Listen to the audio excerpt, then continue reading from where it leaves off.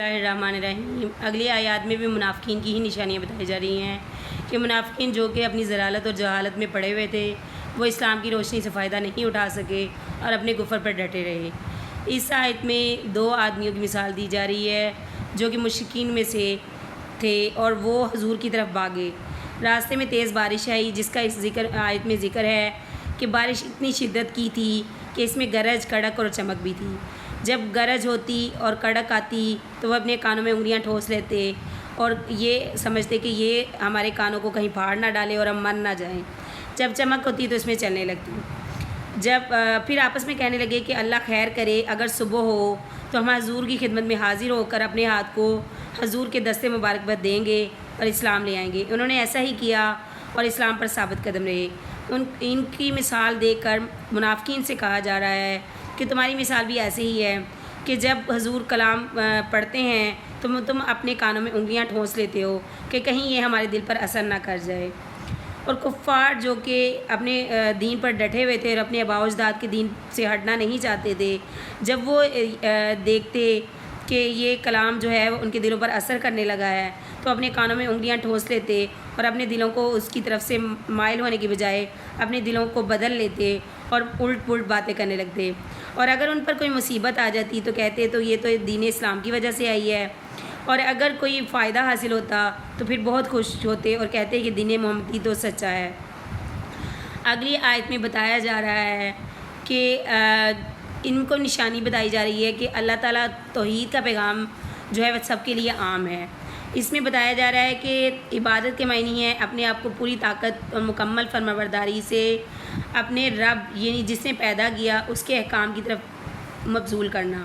اس احکام میں نماز، روزہ، حج، زکوٰۃ تمام اعمال آتے ہیں۔ عبادات میں آداب معاشرت، اخلاقیات وغیرہ سب شامل ہے۔ یہاں رب کا ذکر کیا گیا، رب کا لفظ استعمال کر کے بتایا گیا کہ رب پالنے والے کو کہتے ہیں اور پالنے والا ہی عبادت کا مستحق ہے۔ تو رب کی عبادت کا حکم اس لیے دیا گیا کہ ان کو عقلی دلیل بھی دی گئی کہ اللہ تعالیٰ نے خالقکم کا لفظ استعمال کر کر فرمایا کہ جو تمہیں پیدا کرنے والا ہے تم اس کی عبادت نہیں کرو گے تو کس کی کرو گے۔ یہاں انسان کو اس کی پیدائش سے مثال دی جا رہی ہے کہ وہ اپنی پیدائش کی طرف ہی اگر غور کرے تو وہ اپنے آپ کو دیکھے کہ وہ کس چیز سے پیدا کیا گیا ہے، اس کے اعضاء کو کس نے درست بنایا ہے۔ اگلی آیت میں بتایا گیا کچھ اور نشانیاں دے کر کہ زمین کو تمہارے لیے فرش بنا دیا، آسمان کو تمہارے لیے چھت بنا دیا، زمین کو نرم کیا جس میں تم چلتے ہو، پھرتے ہو، اس میں تم رہتے ہو، اپنا کاروبار کرتے ہو اور اپنی زندگی گزارتے ہو، اس کو تمہارے لیے سخت نہیں بنایا۔ اور پھر آسمان کو بلند کیا اور اس کو تمہارے پر کھڑا کر دیا، وہ تم پر گر نہیں جاتا۔ انسان جتنا مرضی گناہ کرتا رہے زمین اس کے نیچے سے چھین نہیں لی جاتی اور آسمان اس کے اوپر نہیں گرتا۔ اگلی آیت میں وانزل من السماء بتایا گیا کہ اللہ تعالیٰ نے آسمان سے بارش نازل کی جس نے زمین کو نرم کیا، پھر اس سے تمہارے لیے رزق اگایا، رزق میں تمہارے لیے اناج، ثمرات، ہر چیز اگائی۔ پھر بھی تم ان نشانیوں کو دیکھتے ہوئے بھی اللہ کے ساتھ کسی کو شریک کیسے کر سکتے ہو؟ اور ان چیزوں کو تم دیکھتے ہو، جانتے ہو، روزمرہ اپنی چیزوں کو استعمال کرتے ہو۔ اب اگر تم شکر کرنا چاہو اور اپنے رب کی عبادت کرنا چاہو تو تمہارے لیے یہی نشانیاں کافی ہیں۔ اگلی آیت میں حضور صلی اللہ علیہ وآلہ وسلم کی صداقت کا ذکر کیا جا رہا ہے کہ حضور کے صادق ہونے کے لیے قرآن مجید جو ہے وہ ایک معجزہ ہے اور یہی مکمل کتاب ہے۔ حدیث میں ہے کہ حضور صلی اللہ علیہ وآلہ وسلم نے فرمایا کہ ہر نبی کو ایسے معجزات دیے گئے جنہیں دیکھ کر لوگ ان پر ایمان لے آئے، اور میرا معجزہ خود قرآن ہے۔ قرآن کی جتنی بھی وحی آپ پر نازل ہوئی وہ سب معجزات میں ہیں، اور نبیوں کے بہت زیادہ معجزات تھے اور بہت سارے نبیوں کے پاس صحیفے بھی تھے، لیکن کفار مکہ اور مشرکین جب قرآن کو سنتے تو کہتے کہ آپ ہمیں کوئی معجزہ دکھائیں، تو آپ صلی اللہ علیہ وسلم نے فرمایا کہ میرا معجزہ قرآن ہی ہے۔ اس میں منافقین کو اور کفار کو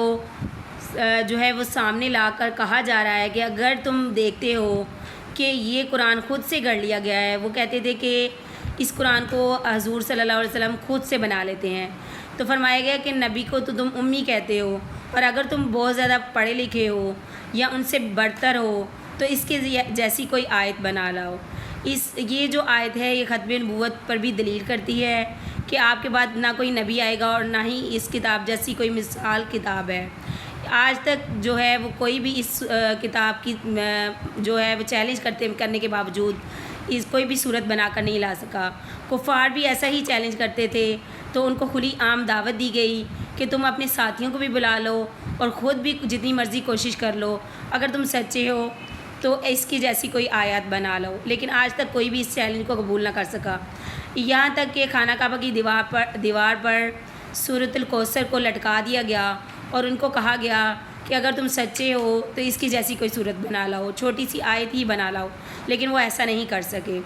یہاں پہ پھر اگلی آیت میں اللہ تعالیٰ ان کو جو ہے قرآن بتا رہا ہے کہ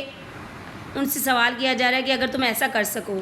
وہ ایسا نہیں کر سکتے۔ قرآن خود ہی اس بات کا جواب دیتا ہے کہ کوئی بھی شخص ایسا نہیں کر سکتا کہ قرآن جیسی کوئی آیت بنا لے، کیونکہ اس کی حفاظت کا ذمہ اللہ تعالیٰ نے خود لیا ہے۔ قرآن کی بلاغت میں ہے کہ قرآن اپنے سننے والوں کو مخاطب کرتا ہے اور مخاطب کر کے جہاں مناسب ہو وہاں جواب بھی دیتا ہے۔ اگلی آیت میں اگر جہاں منافقین کا ذکر کیا جا رہا ہے قرآن میں اور جہاں کفار کا ذکر کیا جا رہا ہے اور ان کو چیلنج کیا جا رہا ہے، تو اگلی آیت میں ایمان لانے والوں کو ساتھ ہی بشارت بھی سنائی جا رہی ہے۔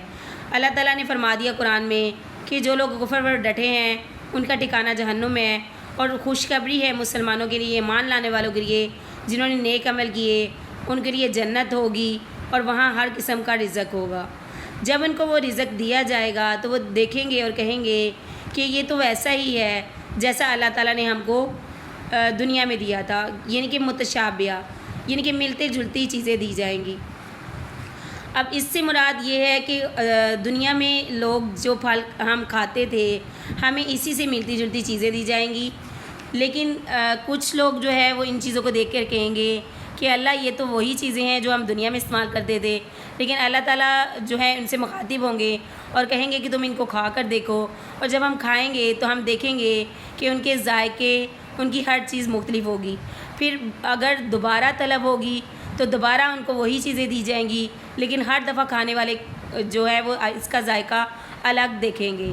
پھر اگلی آیت میں، اسی آیت میں جو ہے ازواج مطہرات کا ذکر کیا گیا کہ وہاں جنت میں ہر چیز ہوگی، پرسکون کھانا ہوگا، پرسکون رہائش ہوگی، اور فرش ہوں گے اور قالین بچھے ہوں گے، ہر چیز ہوگی، اور وہاں پہ تم لوگوں کو نیک اور پاک بیویاں دی جائیں گی۔ کسی قسم کا جھگڑا نہ ہوگا اور نہ ہی انسان کو کسی قسم کی نفسانی خواہشات ان پر غالب آئیں گی، اور نہ ہی ایک دوسرے سے حسد ہوگا۔ کسی بھی چیز کو جو ہے وہ مکمل طور پر دائمی رکھا جائے گا اور کوئی چیز ختم ہونے والی نہیں ہوگی۔ وَهُمْ فِيهَا خَالِدُونَ۔ جب انسان کو کوئی اچھی چیز ملتی ہے تو اس کے دل میں یہی ڈر اور وہم رہتا ہے کہ کہیں یہ مجھ سے چھین نہ لی جائے اور یہ ختم نہ ہو جائے۔ اس آیت میں بتایا جا رہا ہے کہ جنت میں جتنی بھی نعمتیں دی جائیں گی وہ انسان کے پاس ہمیشہ اور ابدی رہیں گی، اور ان میں سے کوئی بھی نعمت چھین کے نہیں لی جائے گی۔